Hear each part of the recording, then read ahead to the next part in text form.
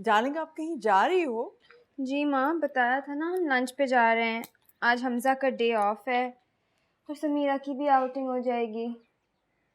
अच्छा माँ सुने, हम्म। आप प्लीज़ ज़किया आंटी को कॉल कर सकती हैं? क्यों?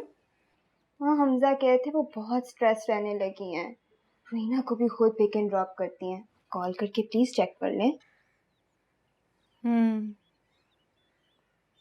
एक बेटी के साथ ऐसा हुआ तो नेचुरली दूसरी के लिए तो डर लगेगा ही।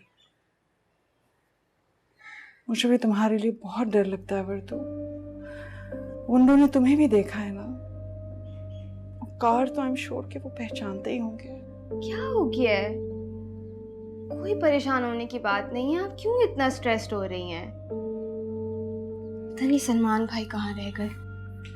भाई चले, मैं रेडी हूँ।